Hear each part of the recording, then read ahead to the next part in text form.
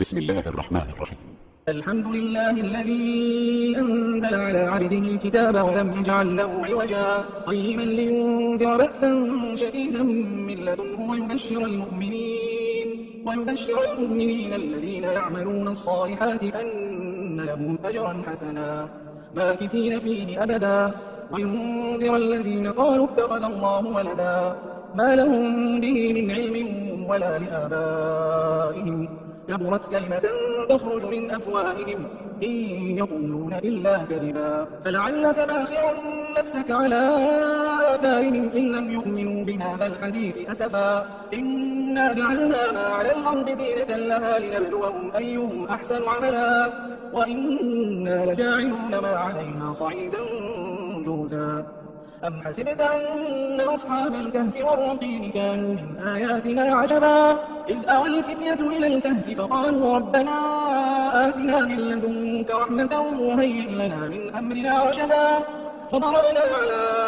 آذانهم في الكهف سنين عددا ثم بعثناهم لنعلم أي الحزبين أحصى لما لبثوا أمدا نحن نقص عليك نبأهم بالحق إنهم فتية آمنوا بربهم وزدناهم هدى وربطنا على قلوبهم إذ قاموا فقالوا ربنا رب السماوات والأرض لن ندعو من دونه إلها لقد قلنا إذا شططا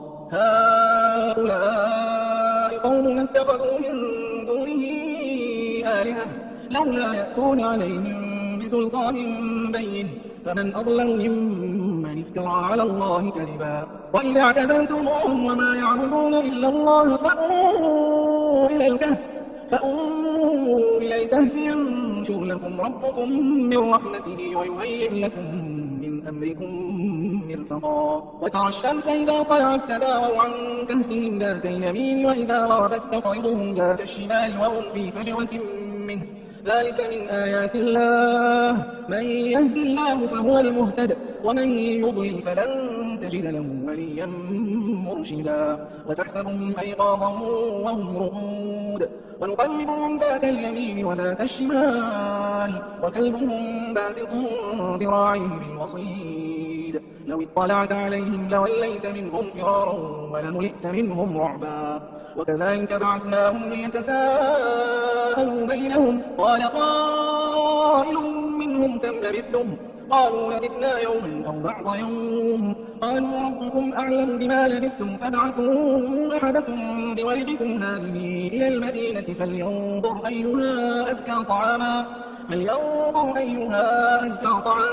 فليأتكم برزق منه وليتلطف ولا يشعرن بكم أحدا إنهم إن يظهروا عليكم يرجموكم أو يعيدوكم في ملتهم ولن تفلحوا إذا أبدا وكذلك عثرنا عليهم ليعلموا أن وعد الله حق وأن الساعة لا ريب فيها إذ يتنازعون بينهم أمرهم فقالوا ابنوا عليهم بنيانا ربهم أعلم بهم قال الذين غلبوا على أمرهم لنتخذن عليهم مسجدا سيقولون ثلاثة رابعهم كلبهم ويقولون خمسة سادسهم كلبهم رجما بالغيب ويقولون سبعة وثامنهم كلبهم قل ربي أعلم بعدتهم ما يعلمهم إلا قليل فلا تمار فيهم إلا مراء ظاهرا ولا تستفت فيهم منهم أحدا ولا تقولن لشيء إني فاعل ذلك غدا إلا أن يشاء الله واذكر ربك إذا نسيت وقل عسى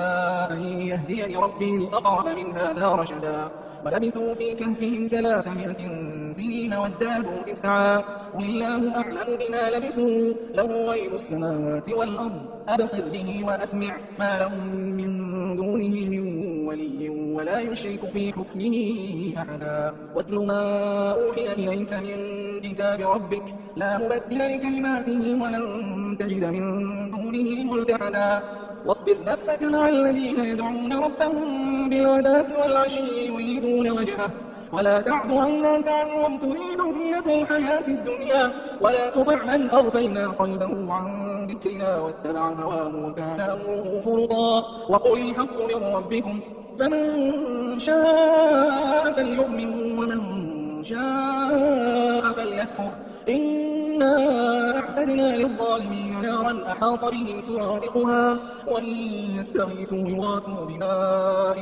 كالمهل يشوي الوجوه بئس الشراب وساءت مرتفقا إن الذين آمنوا وعملوا الصالحات إنا لا نضيع أجر من أحسن عملا أولئك لهم جنات عدن تجري من تحتهم الأنهار يحلون فيها من أساور من ذهب ويلبسون ثيابا خضرا من سندس واستبرق متكئين فيها على الأرائك نعم الثواب وحسنت مرتفقا واضرب لهم مثل الرجلين جعلنا لأحدهما جنتين من أعناب وحففناهما بنخل وجعلنا بينهما زرعا كلتا الجنتين آتت أكلها ولم تظلم منه شيئا وفجرنا خلالهما نهرا وكان له ثمر فقال لصاحبه وهو يحاوره أنا أكثر منك مالا وأعز نفرا ودخل جنته وهو ظالم لنفسه قال ما أظن أن تبيد هذه أبدا وما أظن الساعة قائمة ولئن رددت إلى ربي لأجدن خيرا منها منقلبا قال له صاحبه وهو يحاوره أكفرت بالذي خلقك من تراب ثم من نطفة ثم سواك رجلا لكن هو الله ربي ولا أشرك بربي أحدا ولولا إذ دخلت جنتك قلت ما شاء الله لا قوة إلا بالله إن ترني أنا أقل منك مالا وولدا فعسى ربي أن يؤتيني خيرا من جنتك ويرسل عليها حسبانا من السماء فتصبح صعيدا زلقا أو يصبح ماؤها غورا فلن تستطيع له طلبا وأحيط بثمره فأصبح يقلب كفيه على ما أنفق فيها وهي خاوية على عروشها ويقول يا ليتني لم أشرك بربي أحدا ولم تكن له فئة ينصرونه من دون الله وما كان منتصرا هنالك الولاية لله الحق هو خير ثوابا وخير عقبا واضرب لهم مثل الحياة الدنيا كماء إن أنزلناه من السماء فاختلط به نبات الأرض فأصبح هشيما تذروه الرياح وكان الله على كل شيء مقتدرا المال والبنون زينة الحياة الدنيا والباقيات الصالحات خير عند ربك ثوابا وخير أملا ويوم نسير الجبال وترى الأرض بارزة وحشرناهم فلم نغادر منهم أحدا وعرضوا على ربك صفا لقد جئتمونا كما خلقناكم أول مرة بل زعمتم أن لن نجعل لكم موعدا ووضع الكتاب فترى المجرمين مشفقين مما فيه ويقولون يا ويلتنا ما لهذا الكتاب لا يغادر صغيرة ولا كبيرة إلا أحصاها ووجدوا ما عملوا حاضرا ولا يظلم ربك أحدا وإذ قلنا للملائكة اسجدوا لآدم فسجدوا إلا إبليس كان من الجن ففسق عن أمر ربه أفتتخذونه وذريته أولياء من دوني وهم لكم عدو بئس للظالمين بدلا ما أشهدتم خلق السماوات والأرض ولا خلق أنفسهم وما كنت متخذ المضلين عضدا ويوم يقول نادوا شركائي الذين زعمتم فدعوهم فلم يستجيبوا لهم وجعلنا بينهم موبقا ورأى المجرمون النار فظنوا أنهم واقعوها ولم يجدوا عنها مصرفا ولقد صرفنا في هذا القرآن للناس من كل مثل وكان الإنسان أكثر شيء جدلا وما منع الناس أن يؤمنوا إذ جاءهم الهدى ويستغفروا ربهم إلا أن تأتيهم سنة سنة الأولين إلا أن تأتيهم سنة الأولين أو يأتيهم العذاب قبلا وما نرسل المرسلين إلا مبشرين ومنذرين ويجادل الذين كفروا بالباطل ليدحضوا به الحق واتخذوا آياتي وما أنذروا هزوا ومن أظلم ممن ذكر بآيات ربه فأعرض عنها ونسي ما قدمت يداه إنا جعلنا على قلوبهم أكنة أن يفقهوه وفي آذانهم وقرا وإن تدعوهم إلى الهدى فلن يهتدوا إذا أبدا وربك الغفور ذو الرحمة لو يؤاخذهم بما كسبوا لعجل لهم العذاب بل لهم موعد لن يجدوا من دونه موئلا وتلك القرى أهلكناهم لما ظلموا وجعلنا لمهلكهم موعدا وإذ قال موسى لفتاه لا أبرح حتى أبلغ مجمع البحرين أو أمضي حقبا فلما بلغا مجمع بينهما نسيا حوتهما فاتخذ سبيله في البحر سربا فلما جاوزا قال لفتاه آتنا غداءنا لقد لقينا من سفرنا هذا نصبا قال أرأيت إذ أوينا إلى الصخرة فإني نسيت الحوت وما أنسانيه إلا الشيطان أن أذكره واتخذ سبيله في البحر عجبا قال ذلك ما كنا نبغي فارتدا على آثارهما قصصا فوجدا عبدا من عبادنا آتيناه رحمة من عندنا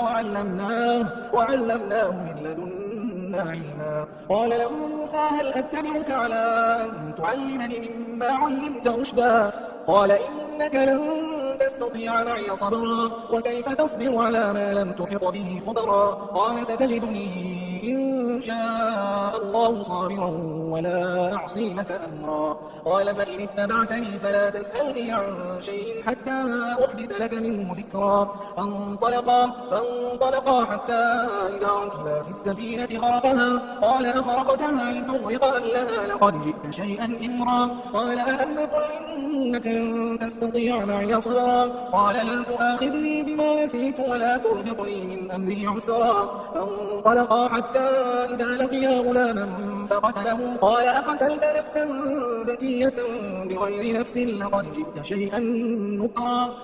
قال ألم أقل لك إنك لن تستطيع معي صبرا قال إن سألتك عن شيء بعدها فلا تصاحبني قد بلغت من لدني عذرا فانطلقا حتى إذا أتيا أهل قرية استطعما أهلها فأبوا أن يضيفوهما فوجدا فيها جدارا يريد أن ينقض فأقامه قال لو شئت لاتخذت عليه أجرا قال هذا فراق بيني وبينك سأنبئك بتأويل ما لم تستطع عليه صبرا أما السفينة فكانت لمساكين يعملون في البحر فأردت أن أعيبها وكان وراءهم ملك يأخذ كل سفينة غصبا وأما الغلام فكان أبواه مؤمنين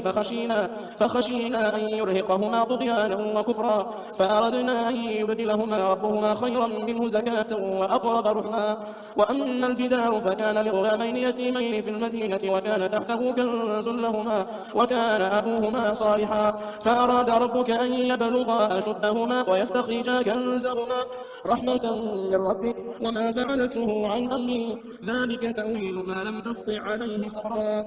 ويسألونك عن ذي القرنين قل سأتلو عليكم منه ذكرا إنا مكنا له في الأرض وآتيناه من كل شيء سببا فأتبع سببا حتى إذا بلغ مغرب الشمس وجدها تغرب في عين حمية ووجد عندها قوما قلنا يا ذا القرنين إما أن تعذب وإما أن تتخذ فيهم حسنا قال أما من ظلم فسوف نعذبه ثم يرد إلى ربه فيعذبه عذابا نكرا وأما من آمن وعمل صالحا فله جزاء الحسنى وسنقول له من أمرنا يسرا ثم أتبع سببا حتى إذا بلغ مطلع الشمس وجدها تطلع على قوم لم نجعل لهم من دونها سترا كذلك وقد أحطنا بما لديه خبرا ثم أتبع سببا